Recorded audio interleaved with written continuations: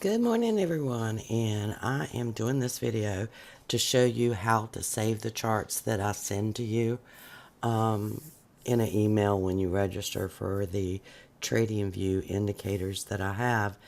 Now, as you can see, I've already opened the link, and right here it says view only mode. You have to go over here to copy, click on it, and then enter a new name.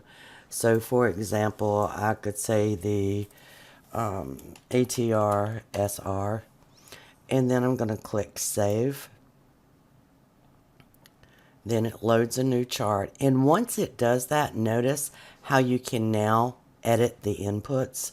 So if you go to settings, you could actually change this to any time frame you wanted. Now remember, the first time frame is the actual chart setting. Okay, so first let's go back and let's change this to say a 15-minute chart.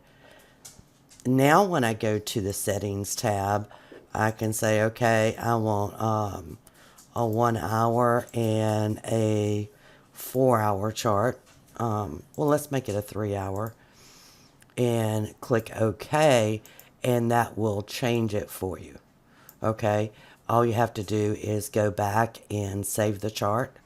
Okay, and to do that, you just click on that tab there, and that's it. That's all you have to do. Now, one thing that I do that you may or may not know is I actually create a list. So in this case, I'm going to create a futures list, okay? And I'm going to save that, and then I can actually add a symbol to it. Let's say we wanted to add the NASDAQ. Okay, if we go over to the NASDAQ E-mini futures, you do have the option of either the continuous or the current contract.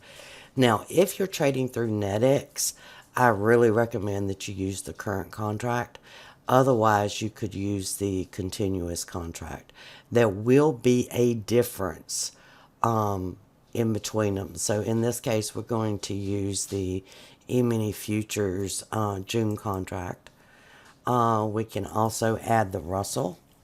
So if we go RTY, it's going to come up with the E-mini Russell. Again, I'm going to add the June contract. And let's do the same thing for the ES. So now if I wanted to change all of these at one time, I could just click on the symbol over here. You could add Forex in here. I have a Forex list as well as a futures list. So again, this is just a really simple overview of how to open and save the charts that I send to you. Now, if you don't have access to the tools, then of course they will not load. For example, if I choose to load the futures, and give it just a minute to load here. You can see in my test account, I only have access to the moving averages, and everything else is red, and that's because I do not have access on this account. So again, if I wanted to save it, I could come up here and make a copy again, but the only thing that's actually going to appear would be the moving averages. So this is just a really simple way. For example, if I upgrade any of my charts, then it would actually be reflected in the original links that I sent you. So if you see an email from me saying, hey, I updated my charts, then you would know, go back to the original link and it would automatically upgrade the charts for you. So just a really simple, easy way so that you're seeing the screens the same as I am. Now, one thing about it, we do have exactly the same, well, not exactly the same. For example, the trend indicator does not have the same inputs because I didn't put as much information there. But it does pretty much follow the trend ATR that is in TradeStation, NinjaTrader, and multi-charts. with the exception of, for example, plotting the reversal bars. We don't do that. We have the support and resistance indicator that does that.